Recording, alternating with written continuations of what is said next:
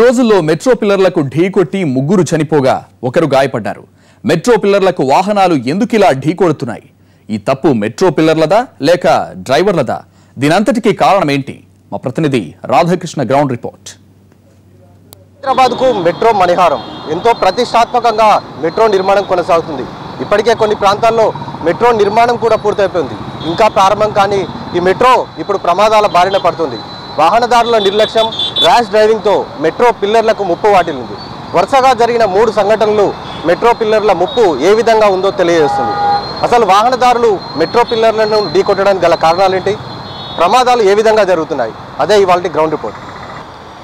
Jubilee Hills road number 36 ప్రధానంగా ఈ పిల్లరే మనం ఇప్పుడు చూస్తున్న 9R నెంబర్ గల ఈ పిల్లర్ పైనే మంత్రి నారాయణ కొడుకు నితీష్ నారాయణ రోడ్డు ప్రమాదంలో గాయపడి చనిపోవడం జరిగింది. అతనితో పాటు అతని స్నేహితుడు ఇద్దరు సంఘటనా స్థలంలోనే చనిపోయారు. ప్రధానంగా ఈ పిల్లర్ రోడ్డుకు కర్వ్ ఉంది. ఇక్కడ మనం రోడ్డు ఒకవైపు చూస్తే కనుక రోడ్డుకు సంబంధించి Jubilee Hills road check post నుండి నేరుగా ఇది హైటెక్ సిటీ వైపు వెళ్ళే రోడ్డు.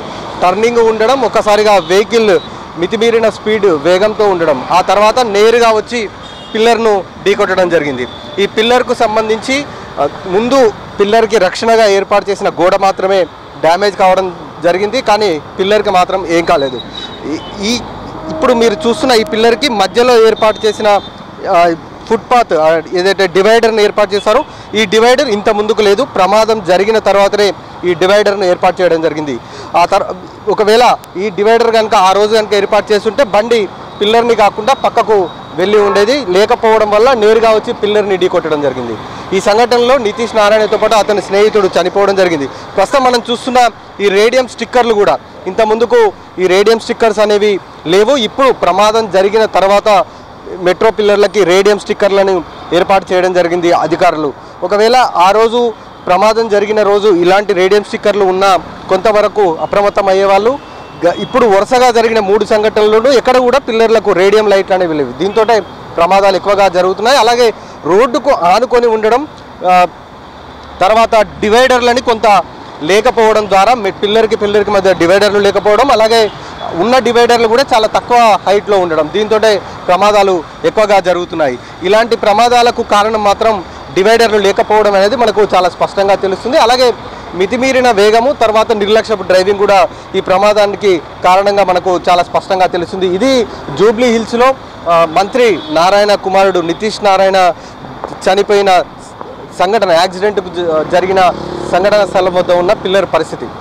ఈ నెల 15వ తేదీన కొత్తపేటలో ఉన్న మెట్రో పిల్లర్ని ఢీకొట్టడం జరిగింది మారుతి కారు.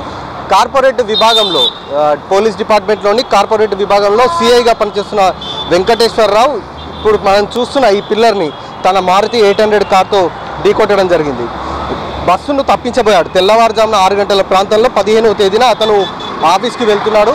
ఆ సమయంలో సరిగ్గా ఈ పిల్లర్ దగ్గరికి వచ్చిన సమయంలో పక్కనే బస్సు ఉంది. ఆ బస్సును తప్పించబోయి నేరుగా మనం చూస్తే రోడ్డు వైపు ఒకవైపు ఎల్బీ నగర్ నుండి వస్తున్నాడు. అతను ఎన్టీఆర్ నగర్ మీదుగా ప్రస్తుతం కొత్తపేట డౌన్కి రావడం జరిగింది. అతను వస్తున్న సమయంలో సరిగ్గా బస్సు అతని లెఫ్ట్ సైడ్ రావడం జరిగింది. ఆ బస్సును తప్పించబోయి నేరుగా ఇప్పుడు మనం చూస్తున్న ఈ ఏదైతే ఫుట్పాత్ కనబడుతుందో మెట్రో పిల్లర్కి మధ్యలో ఏర్పాటు చేసిన డివైడర్, ఆ డివైడర్కి సంబంధించిన భాగంలో ఇంత ముందుకు ఈ స్టోన్ మాత్రం లేదు, అది కొత్తగా పెట్టారు.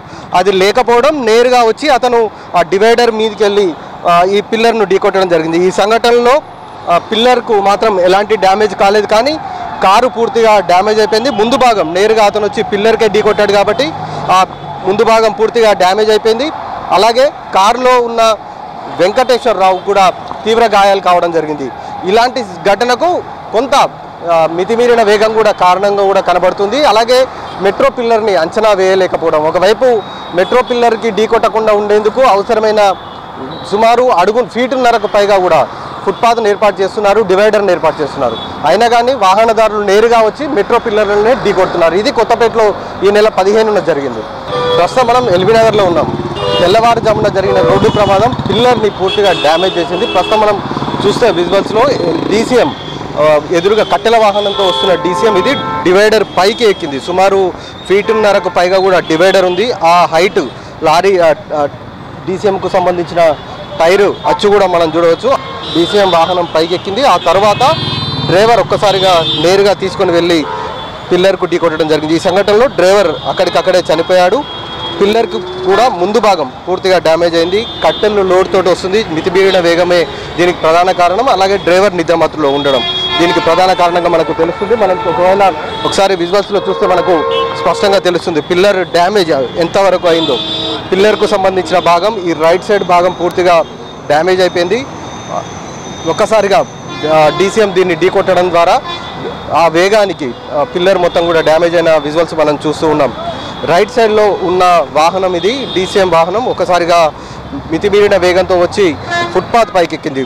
పిల్లర్లకు రక్షణ ఉండేందుకు అలాగే పిల్లర్కి మధ్యన వెహికల్స్ వెళ్లకుండా ఉండేందుకు అవసరమైన ఫుట్పాత్ని అంటే ఫుట్పాత్ డివైడర్ని కూడా ఏర్పాటు చేశారు. సుమారు 1.5 ఫీట్ హైట్ ఉంటుంది.